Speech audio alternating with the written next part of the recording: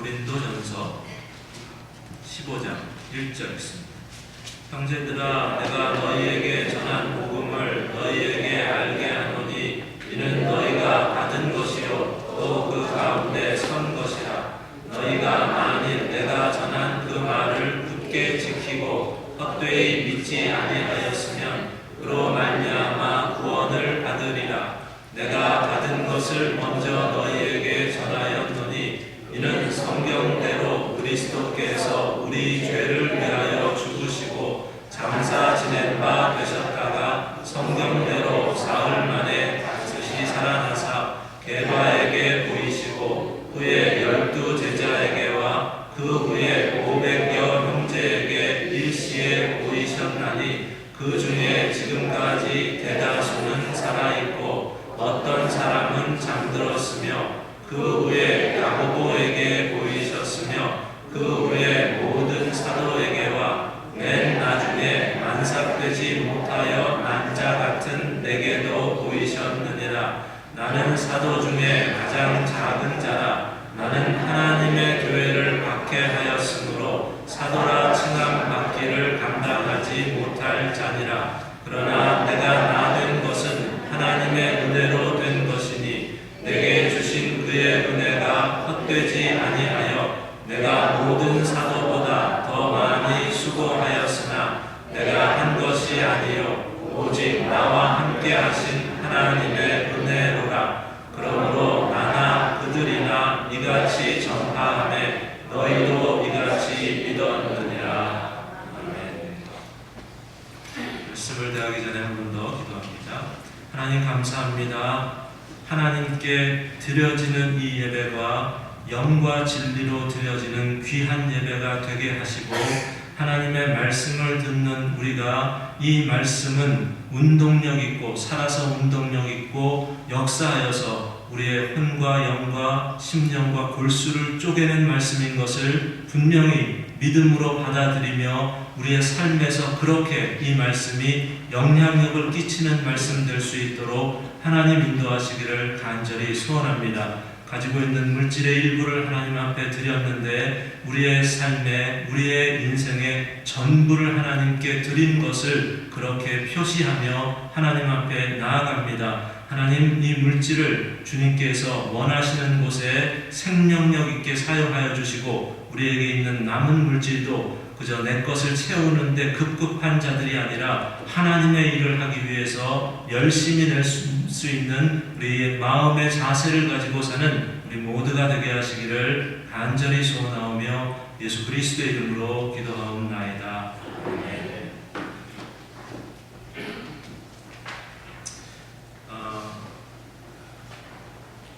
제가 신학교 다닐 때 저를 가르쳤던 교수님 중에 존 프레임이라는 교수님이 계시는데 이 교수님이 이런 질문을 받으셨습니다. What is the greatest issues facing American Church?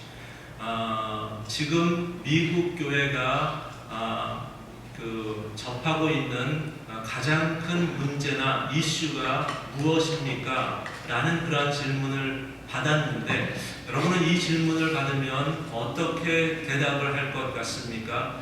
지금 미국 교회가 가지고 있는 가장 큰 이슈나 문제는 동성연애다, 성적인 타락이다, 또 교만과 또 어떤 자신의 아집이 사람들 고집이 많이 있는 그런 것들이 문제다. 우상숭배, 그 중에서도 자녀들이 우상이 되어서 각각 집마다 이 자녀가 우상이 되어 있는 그런 것들이 문제다. 아니면 물질 만능주의가 되어서 물질이 있으면 모든 것이 다 해결될 수 있다는 그러한 생각들을 가지고 있는 것이 교회 안에 들어와서 이런 것들이 문제다 라고 이야기를 하시겠습니까? 이 존 프레임이라는 교수님은 이 질문에 대해서 이렇게 대답을 했습니다. 현대 미국 교회의 가장 큰 문제는 하나님의 말씀인 성경에 대하여 충실하지 못했다는 것입니다. 우리는 가장 기본적인 것에 충실해야만 합니다. 이게 그분이 대답한 답이었습니다.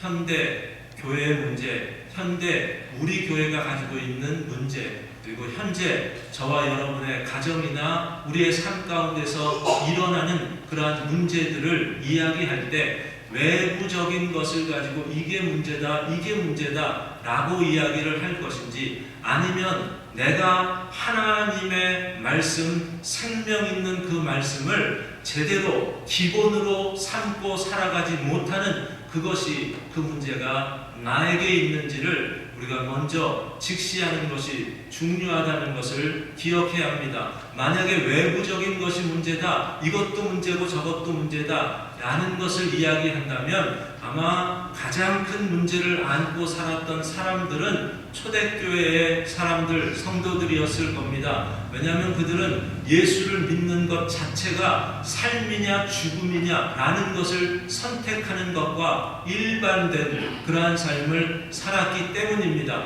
외부적인 그 압박이 엄청 심했던 그러한 상황 가운데서 살았던 사람들이, 그들이 오히려 그 모든 상황들 가운데서 교회가 더 부흥하고 하나님께 더 영광을 돌리는 그와 같은 사역들을 감당할 수 있었던 가장 근본적인 이유 가운데는 그들은 성령 충만이었습니다. 말씀 충만이었습니다. 하나님께서 그들에게 주신 믿음의 본질을 잃지 않고 살아가는데 있었다는 것을 분명히 우리는 사도행전의 사건을 통해서 알 수 있는 것을 봅니다. 바울이 고린도 교회에게 여러 가지 교회의 문제들을 이야기해 왔습니다. 고린도 교회가 안고 있는 문제들은 은사 문제, 음행 문제, 그리고 교만 문제, 또 교회의 어떤 사람들이 가지고 있었던 물질의 문제들, 이러한 것들이 계속되는 그러한 문제들이었던 것을 가지고 이 문제를 하나하나 짚어가면서 너희에게 이 문제가 있는데 이 문제를 너희가 어떻게 극복할 것이냐, 여러 가지 해결책들을 함께 이야기를 해왔습니다. 이제 바울은 고린도전서 15장과 16장을 통해서 결론 부분으로 가면서, 그런데 이 문제를 너희가 해결하기 위해서 가장 근본적으로 해야 할 것이 무엇이다 라는 것을 이야기를 하는데, 오늘 말씀을 보면 바울은 무엇을 먼저 이야기를 합니까? 복음을 이야기하고 있는 것을 봅니다. 오늘 1절에 있는 말씀을 보면 내가 너희에게 전한 복음이라고 이야기합니다. 2절을 보면 내가 전한 그 말이라고 이야기하고 있고, 3절에 있는 말씀을 보면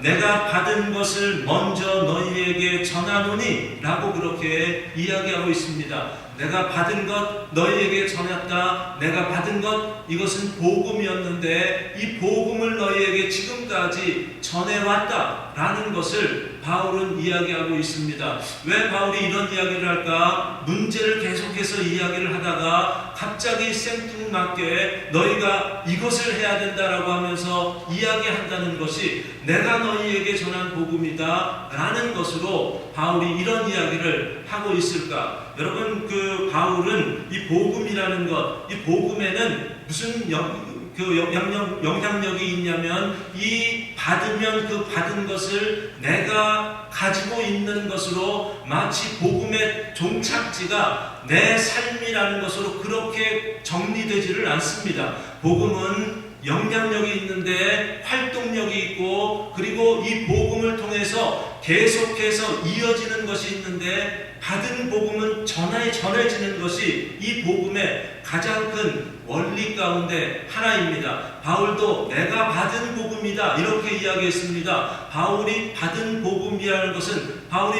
누구에게 받았습니까? 바울이 받은 복음 가운데 바울을 바울되게 하는 그러한 일들을 여러 사람들이 하지 않습니까? 바울이 눈이 멀었을 때 바울을 데려다가 가르쳤던 사람 아나니아라는 그러한 사람도 있었습니다. 바울이 눈을 뜬 다음에 예루살렘 교회에 들어갈 때 예루살렘 교회와 연합하기 힘들었던 들었을 때 바나바라는 사람을 통해서 바울은 복음을 듣게 되고 가르침을 받게 되고 훈련을 받게 되었습니다. 사도들에게 가서 예루살렘 교회에서 바울은 더 훈련받고 성숙한 신앙인으로 거듭거듭 나는 일들이 있었던 것을 봅니다. 바울은 받았습니다. 여러 사람들, 믿음의 선배들을 통해서 복음을 받았고 그 복음을 받은 그 복음이 자신의 삶에서 종착지가 되지 않도록 했습니다. 이 복음을 가지고 바울은 여러 사람들에게, 특별히 하나님께서 그에게는 이방을 향한 사도로 사역을 주시고 사명을 주셔서 여러 만나는 사람들에게 복음을 또 전할 수 있는 그러한 특권을 주신 것을 봅니다. 원래 복음이라는 말 자체가 가지고 있는 의미가 그것입니다. 복음이 뭡니까? 좋은 소식입니다. 좋은 소식이 뭡니까? 소식을 우리가 들으면 소식 자체가 뭡니까? 누구에겐가 어떤 일에 대해서 들은 것이 소식 아닙니까? 그러한 소식이 우리에게 들려질 때 우리는 또 그것이 소식이 되게 합니다. 다른 사람에게 전해서 그 소식을 또 다른 그 사람에게 이야기거리가 되게 하는 그런 일들이 있는데, 바울은 복음을 가장 좋은 복음, 좋은 복음이라는, 좋은 소식이라는 이 소식을 가만히 둘 수 없었습니다. 이 복음을 가지고 여러 믿음의 사람들, 그 믿지 않는 영혼들에게 전달하는 그러한 일들을 했다는 것을 이야기합니다. 그래서 고린도 후서에 있는 말씀들을 보면 복음을 받은 자의 자세에 대해서, 역할에 대해서 어떤 표현들을 바울이 썼냐면, 고린도 후서 2장 15절에서는 우리는 그리스도의 향기다 이렇게 표현을 합니다.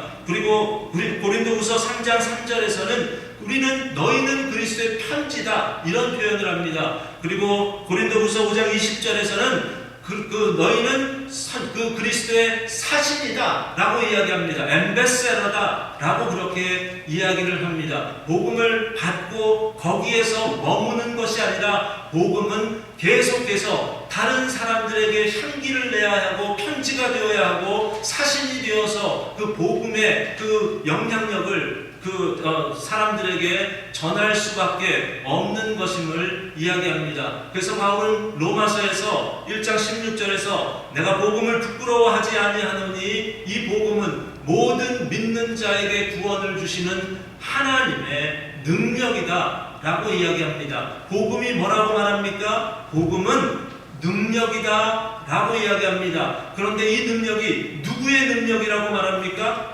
하나님의 능력이다 라고 이야기합니다. 복음이 바울 안에 들어오면 그 바울 안에 들어온 이 복음은 자기가 능력이 되는 것이 아니라 하나님의 능력이 그 안에 함께 들어와 있기 때문에 하나님께서 바울을 통해서 가만 계시지 아니하시고 그 바울을 통해서 복음이 또 다른 사람에게 복음이 되게 하는 그러한 역사가 있어야 하는 것이 복음의 역할입니다.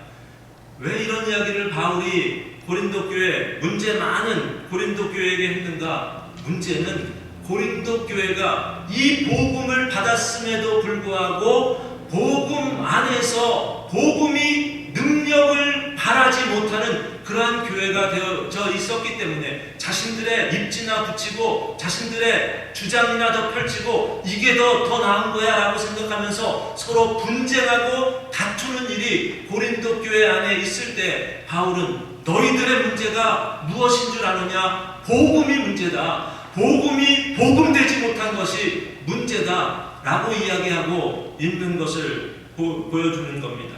제가 여러 번 말씀을 드렸지만 제가 지금까지 정기적으로 하는 운동이 하나가 있는데 테니스입니다. 이 테니스를 하면 어떤 날은 이 컨디션이 좋으면 이 복식을 거의 하는데 하게 되면 그 하는 매 게임을 전부 다 이깁니다. 근데 컨디션이 나쁘면 매 게임을 하나도 빠뜨리지 않고 다 집니다. 그러면 제가 그런 일이 있을 때 무엇을 하냐면 벽치기를 하고 어떤 한 사람하고 계속 똑같은 그 동작을 반복하는 그러한 일을 할 때가 있습니다. 기본이 문제이기 때문에 그렇습니다.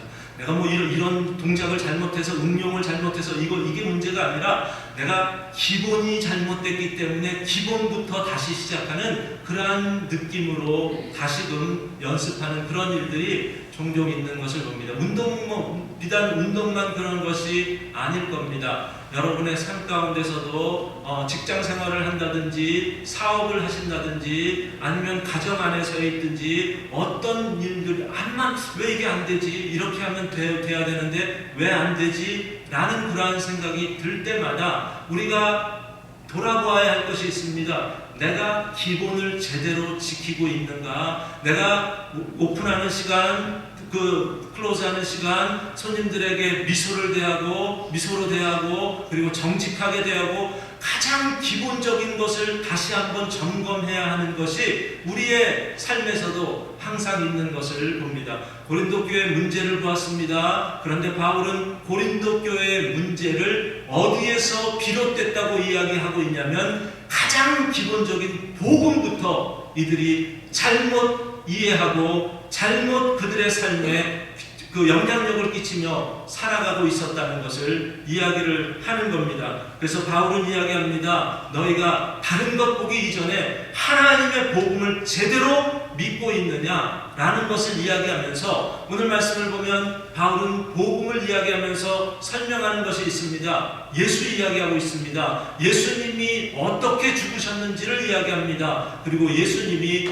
어떻게 부활하셨는지 예수를 제대로 알고 있느냐, 예수를 제대로 믿고 있느냐, 이걸 가지고 바울은 고린도 교회에게 이야기하고 있는 것을 봅니다.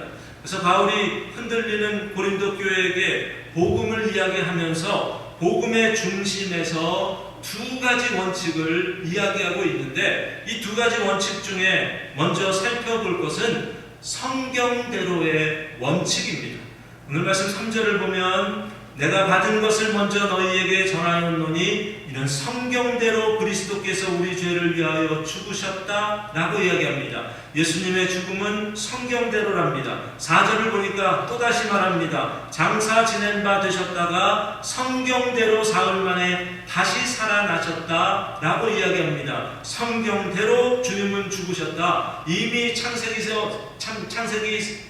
3장에서 아담이 하나님 앞에 타락한 그러한 원죄를 범했을 때 우리 하나님께서 아담에게 약속하신 대로 예수님의 죽음을 의미하는 말씀을 하신 적이 있고 약 700년 전에 예수님이 오시기도 700년 전에 이사야 선지자를 통해서 여러분 잘 아는 그 이사야 53장 같은 것을 보면 예수님의 죽음이 얼마나 세상 사람들로부터 버림받는 죽음이었는지를 분명히 이야기합니다. 예수님도 죽으시기 전에 내가 죽을 것이다. 배반을 당해서 유대인들이 나를 버리는 그러한 죽음을 당하게 될 것이다 라는 것들을 주님께서 다 이야기하셨습니다. 성경대로 주님은 죽으셨습니다. 성경대로 죽으셨을 뿐만 아니라 성경대로 주님은 사셨습니다. 요나서에서 예고한 대로 그리고 예수님께서도 내가 3일 만에 다시 살아날 것이다 라고 예고하신 대로 주님은 하나님의 뜻과 하나님의 말씀을 그대로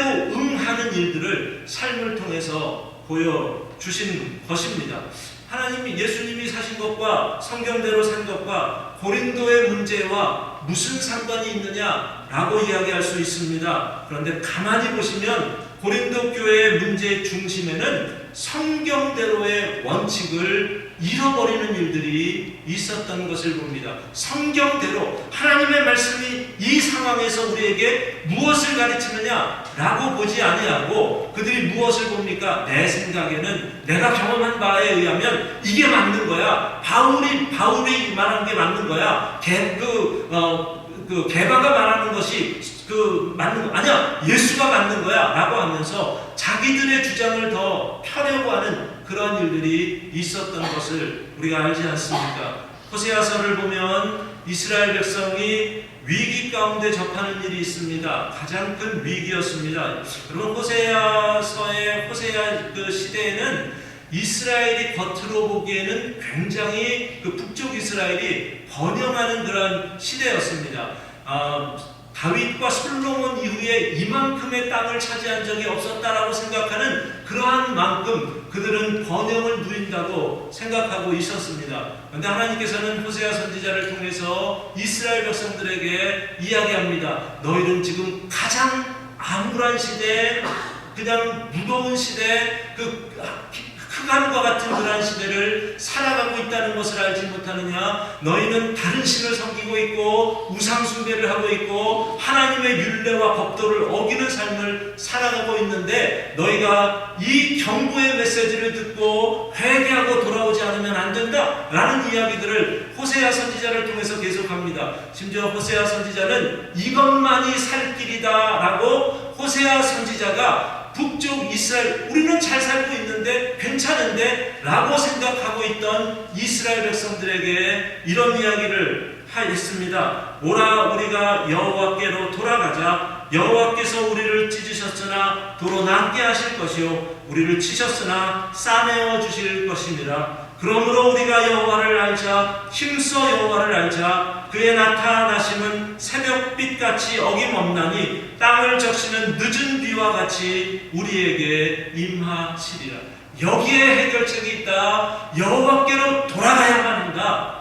너희의 잘못과 너희의 하나님을 향한 올바르지 못한 그러한 삶을 살아가는 이유가 지금 이렇게 너희 멋대로 살아가는 그것으로부터 돌이키려면 거기에서 하나님의 재난과 재앙을 면할 수 있는 가장 유일한 길은 하나님으로 돌아가는 것이다. 여호와를 알아야 한다. 하나님이 누구신지를 두렵고 떨림으로 알아야 한다. 이게 호세아 선지자가 이스라엘 백성들에게 했던 중요한 메시지였던 것을 보는데 오늘 말씀을 보면 바울이 똑같은 이야기를 이 고린도 교회에게 이야기하고 있습니다. 문제가 있느냐? 하나님께로 돌아가야 한다. 예수 그리스도의 복음으로 돌아가야 한다. 하나님의 말씀은 힘이 있고 능력 있고 심령과 골수를 쪼개는 그러한 말씀인데 그 말씀 안으로 돌아가야만 한다라고 말씀을 하고 있는 것을 봅니다.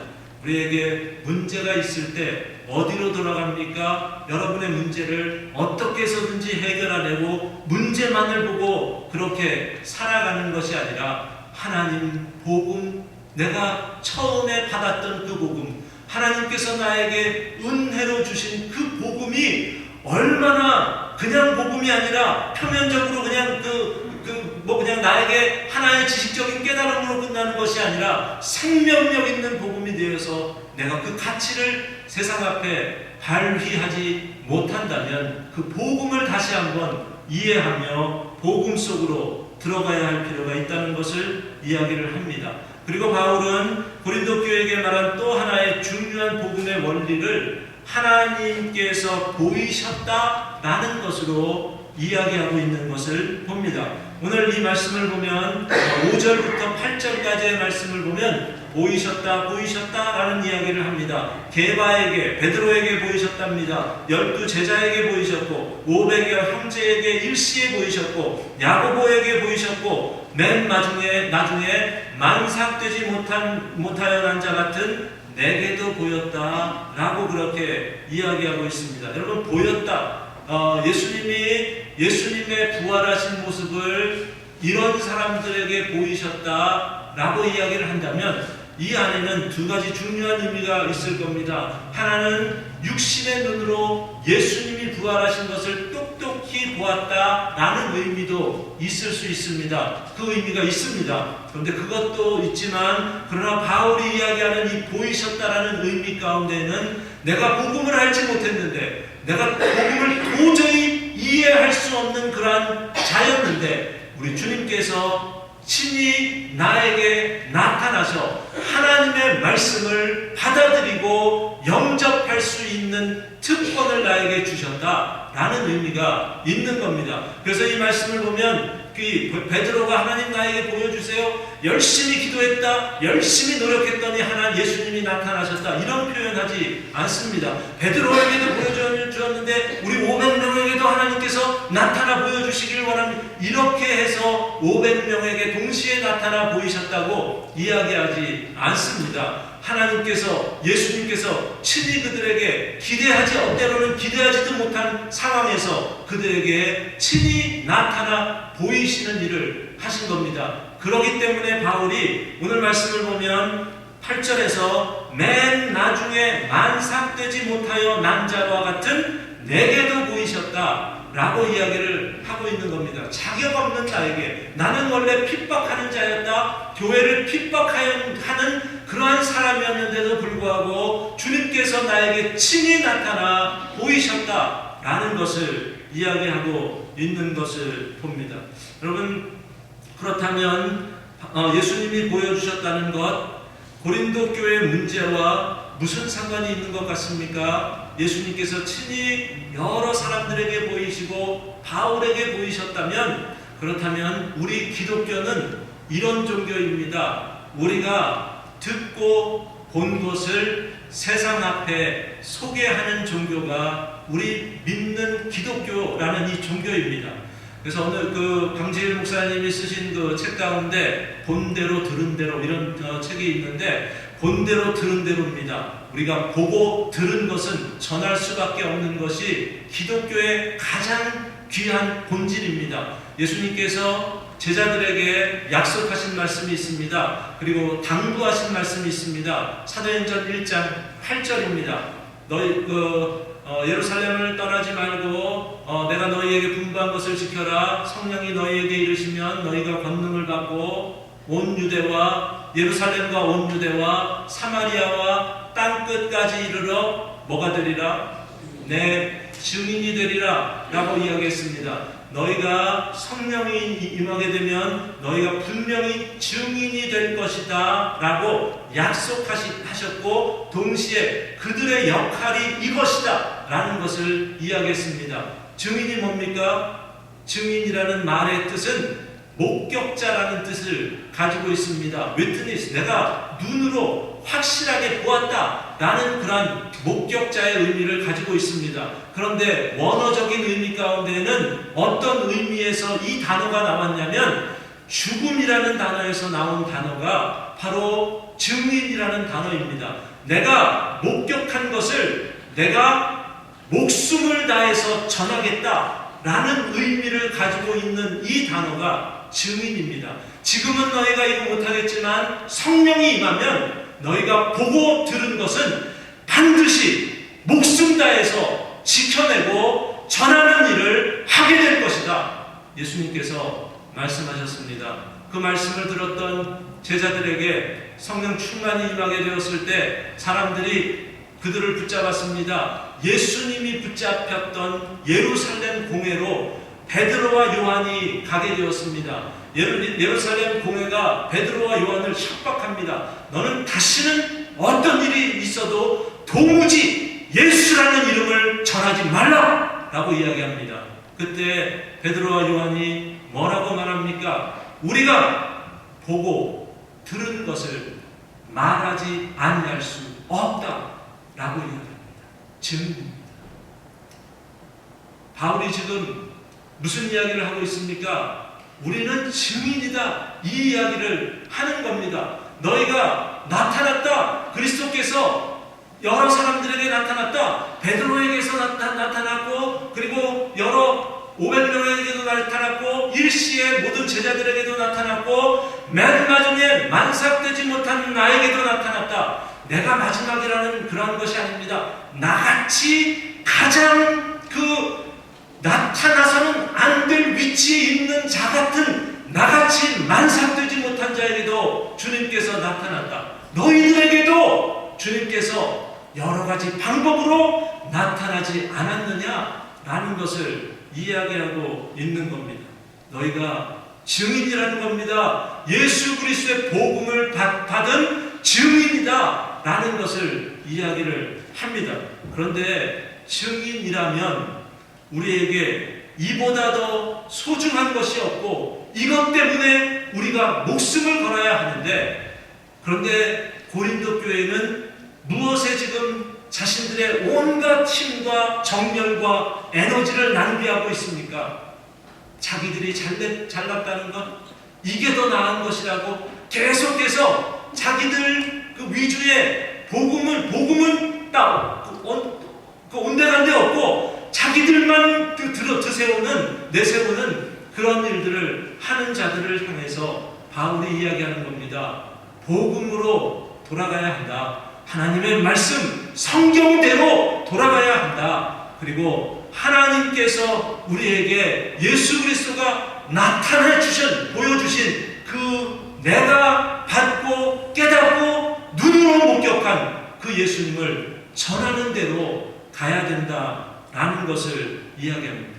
여러분, 여기에 우리의 역량과 힘과 에너지를 우리가 다 쏟을 수 있기를 바랍니다. 만약에 그렇게 할 수 있다면 나머지 것들은 더 이상 문제가 될 수 없습니다. 다른 것들을 가지고 우리 교회 안에서, 가정 안에서, 그리고 그 주어진 사람들과의 관계 속에서 너무 많은 에너지를 낭비하고 있지는 않습니까? 하나님, 이것만 있으면 내가 다 할 수 있는데, 나에게 이것만 주시면 내가 열심히 믿을 수 있는데 라고 말씀하기 이전에 내가 본질을 지키고 있느냐, 내가 하나님이 보실 때 정말 가장 중요하다고 말씀하신 그것들을 나의 생명처럼 여기며 살아가고 있는가, 이걸 먼저 점검할 수 있기를 바랍니다. 이것만 바로 된다면 우리는 어떤 환경이든지 주변의 환경이 문제가 아니라 내게 있는 복음의 능력을 가지고 넉넉히 나에게 주어지는 모든 환경과 상황과 역경들을 이겨낼 수 있으리라 믿습니다. 그와 같은 복음으로 돌아가고 기본으로 돌아가고 예수 그리스도의 증인으로 돌아가서 살아가는 저와 여러분이 되시기를 예수 그리스도의 이름으로 축원드립니다. 기도하겠습니다. 하나님 감사합니다. 주께서 오늘도